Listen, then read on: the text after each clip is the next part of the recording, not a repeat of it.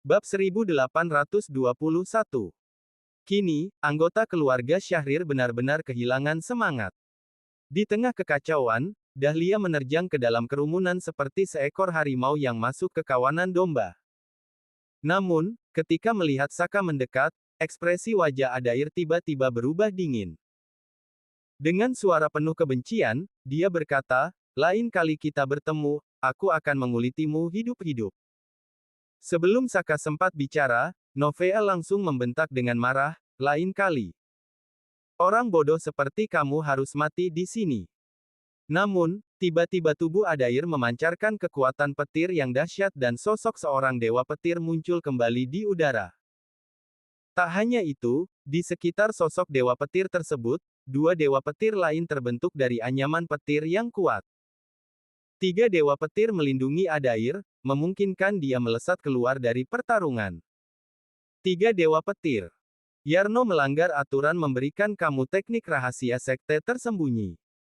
Teriak Novea dengan penuh amarah. Saka juga mulai menyadari sesuatu. Dulu, Yarno memiliki kemampuan untuk menciptakan keterampilan tiga wujud spiritual dalam seni bela dirinya. Teknik ini tampaknya telah dimodifikasi dan digabungkan ke dalam seni dewa petir. Ternyata orang ini selama ini menyembunyikan kemampuannya.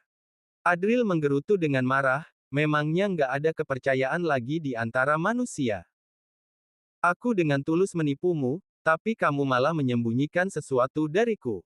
Tunggu saja. Aku pasti akan mengulitimu hidup-hidup. Teriak Adair dengan lantang. Dalam perlindungan tiga dewa petir, tubuh Adair berubah menjadi kilatan petir dan melesat menjauh. Saka menatap kepergian Adair dengan sorot mata gelap, tetapi dia tidak berusaha mengejarnya. Adair sedang mengerahkan seluruh potensinya untuk melarikan diri. Mengejarnya hanya akan menjadi pekerjaan yang merepotkan. Lagi pula, Dahlia masih ada di sini. Jika Saka pergi, Dahlia pasti akan mengambil api ilahi tingkat 8 itu dan dia tidak bisa membiarkan Dahlia menggunakan api ilahi tingkat 8 itu hanya untuk mencapai tingkat kekuatan Master Ilahi. Cepat juga larinya, pengecut, gumam Saka. Lalu dia melirik Novea dan berkata, "Kamu sudah kehilangan kartu asmu, kan?" Novea menyeringai dingin, "Kamu pikir begitu?" Saka mengulurkan tangan dan menyegel beberapa titik akupuntur di tubuh Novea sebelum mengalihkan pandangannya ke tempat lain. Di pintu masuk lembah, suara pertarungan telah berhenti. Tubuh-tubuh bergelimpangan di tanah, diterangi oleh cahaya api di tengah gelap malam. Di antara darah dan nyala api, berdiri seorang sosok ramping dengan pedang di tangannya. Seluruh tubuhnya berlumuran darah, tetapi ekspresinya tetap tenang saat menatap Saka. Pandangan mereka bertemu. Wajah Adril perlahan berubah menjadi lebih lembut dan menunjukkan senyuman yang ramah, lalu dia bertanya, "Kamu nggak apa-apa?" Dahlia sempat tertegun, tetapi segera mengerutkan alisnya. Dengan tatapan penuh kewaspadaan, dia menjawab, "Aku masih hidup berkat bantuanmu, tapi api ilahi tingkat 8 ini nggak bisa kuberikan padamu." Adril tertawa ringan, tak memedulikan ancamannya. Dia berkata, "Aku pernah mendengar tentang kisahmu dan Adril." Kata-kata itu seolah menyentuh luka terdalam Dahlia. Tatapannya langsung berubah dingin. Begitu pula dengan ekspresi Leoni yang berdiri di sisinya. Kematian Adril adalah luka yang tidak ingin mereka ungkit. "Kamu hanya ingin menjadi murid Sekte Sulos untuk mengumpulkan kekuatan dan membalas dendam pada Adril, bukan?" Tanya Saka. Saka tersenyum lembut dan melanjutkan, "Tapi aku punya cara yang lebih baik. Mau tahu nggak? Rahasia adalah sesuatu yang lebih baik jika diketahui oleh sedikit orang. Jika dia memberi tahu mereka kebenarannya sekarang, itu hanya akan membahayakan mereka. Jadi, dia memilih untuk cara yang lebih halus." "Katakan," jawab Dahlia dengan tenang. Adril melangkah maju, mencoba mendekat untuk memeriksa luka mereka. Namun, Dahlia langsung mengangkat pedangnya dan mengarahkannya ke Adril lalu berkata, "Bicaralah dari sana. Kalau enggak, aku akan mengajakmu mati bersama." Pedang setengah jadi di tangannya bergetar hebat seperti naga yang mengamuk dan memancarkan aura bencana. Jelas, dia masih menyimpan kartu as terakhir yang belum dia gunakan. Novea menatap Saka dengan pandangan aneh. Anak ini berencana menipu lagi. Namun, bagaimana cara dia bisa mendapatkan api ilahi tingkat 8 hanya dengan bicara kosong? Adril berhenti melangkah, lalu tersenyum tipis. Dia berkata, sebenarnya yang kamu butuhkan bukanlah api ilahi ini, melainkan keamanan. Lagi pula, 7 keluarga besar tahu bahwa kamu belum bisa melupakan dendam dari kematian Adril. Mereka menganggapmu sebagai ancaman dan nggak akan membiarkanmu naik ke jalan kejayaan dengan mudah. Tapi aku bisa membantumu, ujar Saka dengan santai. Bagaimana caranya? Tanya Dahlia dengan sedikit tertarik. Kacaukan situasi dan memancing ikan di air keruh, balas Saka. Tiba-tiba, Saka menunjuk Novea dan berkata, 3 hari lagi, aku akan menyuruhnya membawaku ke pertemuan antara 7 keluarga besar dan keluarga kerajaan. Dalam pertemuan itu sebuah kabar besar akan terungkap. Kemunculan api ilahi tingkat 9. Pertarungan besar antara 7 keluarga besar dan keluarga kerajaan akan dimulai lebih awal. Bab 1822. Saka tersenyum kecil, menarik Dahlia ke sisi lain untuk menghindari orang-orang. Setelah suasana lebih tenang, dia berkata, kekuatan pribadiku nggak cukup untuk melawan 7 keluarga besar dan keluarga kerajaan, tapi mereka sudah memancing kemarahan banyak orang. Mereka menguasai tempat ini, menjadikannya wilayah pribadi dan mencabut kesempatan dari yang lain untuk bersaing. Aku ingin memecahkan belenggu ini dan membawa orang-orang luar masuk ke dalam. Dahlia tampak terkejut mendengar itu.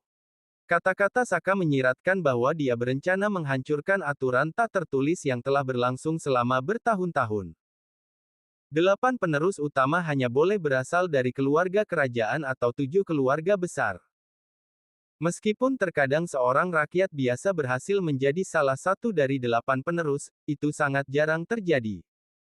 Orang seperti itu biasanya memiliki bakat luar biasa yang bahkan tidak bisa ditahan oleh kekuasaan bangsawan. Meski hanya terjadi sesekali, penerus luar biasa dari kalangan rakyat nggak pernah menghancurkan aturan ini. Kalau kamu melakukannya, kemungkinan besar akan membuat orang-orang di kota Sentana marah, kata Dahlia dengan sedikit ragu. Namun, Saka tersenyum mendengar itu. Dia berkata dengan santai, bukankah tanah tempat kita berdiri ini milik semua rakyat negara Elang? Ya. Apa orang-orang di luar sana, bukankah mereka juga rakyat negara Elang? Tanya Saka. Dahlia sedikit tertegun mendengar pertanyaan itu. Kalau ini tanah negara Elang, maka rakyatnya berhak mendapatkan manfaat dari tanah ini. Ujar Saka dengan tegas sambil menatap Dahlia dengan senyum percaya diri. Lalu, dia melanjutkan, hal serupa pernah kulakukan di luar. Kamu bisa mempercayaiku. Suasana menjadi sunyi. Setelah beberapa saat, Dahlia berkata perlahan, kamu mirip seseorang. Aku tahu siapa yang kamu maksud. Dia adalah idolaku, jawab Saka sambil tersenyum. Tapi akhir hidupnya nggak baik, gumam Dahlia. Dia menatap mata Saka dan berusaha mencari keraguan sekecil apapun di sana. Namun, yang dia temukan hanyalah ketenangan dan tekad yang kuat. Akhirnya, dengan wajah yang sedikit rumit, Dahlia melangkah ke samping dan memberikan jalan ke lembah kepada Saka. Menurutnya, mengambil api ilahi tingkat 8 itu bukanlah keberuntungan bagi Saka, melainkan beban tanggung jawab yang besar. Terima kasih, ujar Saka sambil tersenyum. Ketika dia hendak melangkah masuk, Dahlia tiba-tiba berkata, kamu harus lepaskan Novea. Saka terdiam sejenak. Mengalahkan putri keluarga kerajaan berbeda dengan membunuhnya. Yang pertama masih dianggap persaingan biasa, tapi yang kedua, itu bisa membuat semua pihak mengejarmu. Jelas Dahlia. Saka terlihat sedikit bingung.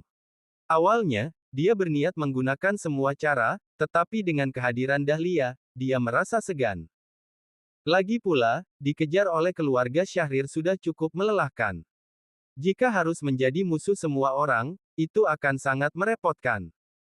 Aku datang untuk meningkatkan kekuatanku, bukan untuk ikut permainan pembantaian ini. Aku mengikuti saranmu. Dia hanya seorang yang sudah kalah, ujar Saka sambil tersenyum. Jangan meremehkan Novea atau Adair. Dahlia melihat ekspresi wajah Saka yang tidak peduli, dia sedikit ragu dan berkata, mereka, bahkan aku sebenarnya nggak menggunakan seluruh kekuatan. Sebelum masuk ke tempat ini, kami semua sudah menekan tingkat kekuatan kami. Ya, kenapa? Bukankah makin tinggi makin baik? Tanya Saka dengan bingung. Namun, mendengar itu, Dahlia tampak ragu, seperti menyentuh sesuatu yang terlarang. Dengan nada hati-hati, dia berkata, kekuatan itu seperti air, tubuh seperti wadah. Mengosongkan sebagian air memungkinkan tubuh menampung sesuatu yang lain. Sesuatu yang lain. Saka bertambah bingung. Dia mencoba menggunakan kemampuan pembacaan pikiran, tetapi terkejut saat menemukan ada kekuatan kuat yang melindungi pikiran Dahlia. Itu seperti penghalang yang ditanamkan oleh seorang ahli besar. Seorang guru kaisar. Dahlia, tidak menyadari hal ini, hanya mendesah kecil, Saka, selama ratusan tahun, kenapa jalan kejayaan selalu ditempatkan di Gunung Reribu? Kenapa nggak di tempat lain? Perbedaan antara kelas atas dan bawah bukan hanya tentang sumber daya, tetapi juga tentang informasi. Ancaman dari Adair bukanlah omong kosong. Kalau dia muncul lagi di lain waktu, aku khawatir. Aku sudah bicara terlalu banyak. Jaga dirimu baik-baik. Dahlia berhenti berbicara, seolah-olah sudah melanggar batas. Setelah itu, Dahlia berjalan pergi. Dia membebaskan Novea dari belenggu sebelum pergi bersama Leoni. Saka berdiri diam, memandang gunung yang sunyi di bawah langit malam. Apa sebenarnya rahasia besar yang tersembunyi di tempat ini? Namun, dia segera mengenyahkan pikiran itu. Ini bukan saatnya memikirkan hal-hal itu. Dia melangkah masuk ke lembah, dan di sana, dia melihat api merah yang melayang di udara, membakar dengan nyala yang ganas. Bab 1823. Saka mengangkat tangannya, dan api yang berkobar seolah memiliki nyawa. Dalam sekejap, nyala api itu membara dengan panas yang luar biasa. Namun, Adril hanya melambaikan tangan sekali lagi dan menyegel api itu ke dalam sebuah botol giok. Ketika dia melangkah keluar dari lembah, Cecil sudah menunggunya di sana. Ekspresinya ragu-ragu dan dia bertanya dengan nada canggung, jadi, langkah kita selanjutnya bagaimana? Kini mereka telah menyinggung Adair dan Novea. Langkah berikutnya pasti akan membawa masalah besar. Langkah selanjutnya. Adril tersenyum tipis dan berkata, mengguncang langit dan membalikkan bumi. Apa? Tanya Cecil dengan bingung. Namun Saka tak menjelaskan lebih lanjut. Malam itu sudah larut dan dia segera mengajak Cecil mencari tempat untuk beristirahat. Sambil beristirahat, dia juga menyempatkan diri untuk berolahraga ringan. Keesokan paginya, dengan tubuh segar bugar, Saka membawa Cecil menuju pinggiran Gunung Reribu. Tidak peduli ke arah mana mereka pergi, pasti akan bertemu dengan pertahanan yang didirikan oleh 7 kekuatan besar dan keluarga kerajaan. Setiap kali pertahanan terbuka, orang-orang dari luar akan berbondong-bondong masuk. Bertarung sendirian memang sudah mulai membosankan. Sekarang saatnya menikmati pertempuran massal. Di sepanjang perjalanan, Cecil hanya bisa terus menghela napas setelah mengetahui tujuan Adril. Dia merasa masa depannya suram, seperti sudah memutuskan untuk mengikuti Saka sampai ke titik kehancuran. Namun, Adril tidak peduli dengan keluhan Cecil. Selama perjalanan, pikirannya dipenuhi dengan kata-kata Dahlia. Apa sebenarnya maksud dari kata-kata itu? Dia sempat bertanya pada Cecil, tetapi wanita ini juga kebingungan dan tidak mengerti sedikit pun. Dalam perjalanan, sambil menyusun rencana, Saka berencana untuk mencari Gary dan membawanya masuk ke arena ini. Namun tiba-tiba, dia mendengar suara pertempuran dari depan. Ke sana! Serunya. Dia segera membawa Cecil mendekat. Ketika mereka tiba, pemandangan yang dilihat Saka cukup mengejutkan. Di jalan sempit di antara dua gunung, sedang terjadi pertempuran sengit. Namun, bukan seperti yang dia bayangkan, di mana para bangsawan menindas orang luar. Sebaliknya, pertahanan itu hampir saja dihancurkan. Sosok gagah berdiri di depan kerumunan, penuh wibawa dengan aura membunuh khas medan perang. Di sekelilingnya, banyak prajurit yang berdiri mendampinginya. Dengan suara lantang, dia berkata, "Aku datang ke sini atas perintah Panglima Besar. Aku sudah memberi kalian beberapa kesempatan. Kalau kalian masih menghalangi, maka aku nggak akan segan-segan membunuh." Ketika kata-kata itu terucap, kerumunan di sekitarnya juga berteriak serempak, "Bunuh tanpa ampun." Adril tertegun melihat sosok itu. Itu adalah Gilbert Surya.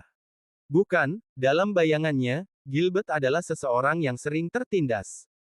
Namun ternyata dia berhasil mencapai posisi seperti ini. Di antara dua gunung itu, beberapa sosok berdiri di hadapan Gilbert. Seorang pria dengan wajah muram berkata, "Gilbert, kami juga hanya bekerja untuk orang-orang di kota Sentana. Memberimu 10 slot untuk masuk adalah batas kami. Jangan terlalu serakah." Gilbert berdiri dengan tangan di belakang punggungnya. Dengan nada datar dia berkata, "Panglima Besar menginginkan semua orang masuk. Kamu." Pria itu sangat marah. Dia hanyalah anggota luar dari keluarga di kota Sentana. Kekuatan di pertahanan ini juga tidak cukup besar untuk menahan serangan Gilbert dan pasukannya. Jangan banyak bicara. Kalau bukan karena Panglima Besar merasa malu membunuh rakyat sendiri, kamu pasti sudah kehilangan nyawamu. Ini adalah peringatan terakhir. Segera menyingkir atau aku nggak akan segan-segan bertindak. Kata Gilbert dengan tegas. Dia penuh wibawa hingga membuat darah orang-orang di sekitarnya ketakutan. Setelah melalui banyak tempaan, dia benar-benar memiliki aura pemimpin. Namun, tiba-tiba terdengar suara dingin dan menyeramkan. Gary nggak datang sendiri dan malah mengirimkan anak buah kecil untuk melewati pertahanan ini. Apakah dia meremehkan orang-orang dari lembah ilahi obat? Seiring dengan itu, sebuah sosok melayang dari udara dan mendarat dengan keras di tanah. Pria itu berjalan mendekat dengan sorot mata dingin, hidung bengkok, dan mata tajam yang seperti elang, menunjukkan bahwa dia bukan orang baik-baik. Lembah ilahi obat sudah berjuang keras mendapatkan kesempatan ini untuk melayani keluarga Dimasta. Gary justru mengirimkan anak buahnya kepadaku. Apa dia memandang remeh orang lembah ilahi obat? Bab 1824. Kak Derin. Melihat kedatangan sosok itu, orang-orang di sekitarnya bersorak gembira, lalu segera mengerumuni dirinya. Sosok tersebut tampak tenang, dengan santai mengangkat tangannya, menenangkan orang-orang yang berkumpul di sekitarnya. Gilbert mengerutkan alisnya, kehadiran pria ini berada di luar rencana. "Kamu coba tebak siapa aku?" ujar orang itu sambil memandang tatapan waspada Gilbert. Dia sambil tersenyum dingin lalu melangkah santai mendekat sambil berkata, "Kalau begitu, biar ku beritahu. Namaku Fredo Dinata." Namun, sebelum dia selesai berbicara, tiba-tiba saja dia menyerang. Gilbert terkejut seketika. Fredo Dinata. Itu adalah cucu dari Stephen. Di wilayah utara tempat lembah ilahi obat berada terdapat beberapa kuota untuk memasuki Gunung Reribu dan berkat usaha kerja keras Stephen, dia mendapatkan salah satu kuota tersebut. Ditambah lagi, Fredo memang memiliki kemampuan yang luar biasa. Namun, bukankah dia seharusnya berada di pertahanan Pak Gary? Sayangnya, Gilbert tidak punya waktu untuk memikirkan hal itu. Tanpa ragu, dia segera mengayunkan pedangnya menyerang. Saat dia melangkah maju, bunga teratai hijau bermekaran di bawah kakinya, satu persatu mekar dengan indah. Lagu pedang teratai hijau. Terlihat jelas bahwa Gilbert adalah seorang veteran medan perang.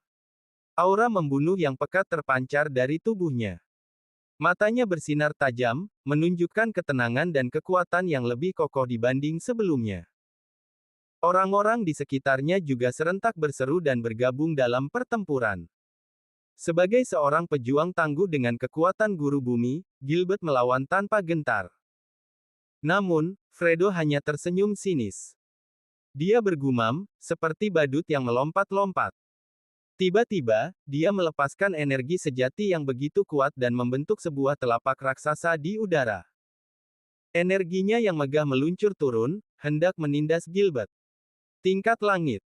Tunggu, bukankah para pendekar tingkat langit berada di bawah komando Pak Gary? Apa terjadi sesuatu padanya? Teriakan terkejut terdengar dari kerumunan. Telapak raksasa itu jatuh dengan suara keras, menghantam bunga-bunga teratai hijau yang bermekaran di bawah kaki Gilbert. Namun, telapak itu tiba-tiba berhenti, terhalang oleh energi teratai hijau. Fredo tampak terkejut dan berkata, "Lumayan. Kamu mampu menahan serangan ini dengan kekuatan guru bumi. Menarik sekali." Lalu dia berbicara lagi, "Bagaimana kalau kamu berpihak padaku? Aku bisa membawamu menemui Gary nanti. Kamu bantu aku." Namun, dengan tubuh yang hampir ambruk, Gilbert menahan serangan itu sambil berteriak, "Pergi. Dasar keras kepala." Fredo mengerutkan alisnya, bersiap untuk melancarkan serangan berikutnya. Namun tiba-tiba, sosok lain melesat dengan cepat ke sisi Gilbert. Dengan sekali gerakan tangan, dia menghancurkan telapak raksasa Fredo hingga hancur berkeping-keping. Siapa itu? Fredo terkejut, matanya terangkat untuk melihat sosok yang berdiri di depan Gilbert. Orang itu menatapnya dengan tenang sambil berkata, "Cucu Stephen, ternyata sifatmu mirip dengan kakekmu. Kamu kenal kakekku?" Fredo tampak bingung dan memasang sikap waspada. Dia berkata, "Aku nggak peduli siapa kamu, minggir sekarang. Aku sedang melaksanakan tugas." Tanpa banyak bicara, Saka melompat dan menangkap Fredo. Sebuah tamparan keras mendarat di pipinya, menghasilkan suara yang nyaring. "Kamu berani sekali." Fredo berteriak marah, pipinya memerah. Dia segera memobilisasi energi sejatinya untuk melawan. "Kakekmu saja nggak berani berbicara seperti itu padaku." Saka kembali menamparkan wajah Fredo dengan keras, menghancurkan energi pelindung sejati di tubuhnya. Tamparan itu membuat darah mengalir dari sudut mulutnya. Semua orang yang menyaksikan kejadian itu tertegun. Saka bergerak terlalu cepat, sehingga semua orang tak sempat melihat dengan jelas. Fredo langsung ditangkap dan dibawa pergi dalam sekejap mata. Gilbert pun tercengang. Siapa orang ini? Kekuatannya benar-benar luar biasa dan caranya begitu kejam. Berani sekali kamu menghalangi urusan keluarga Dimasta. Kamu cari mati, ya? Teriak Fredo dengan wajah kusut dan amarah yang meluap.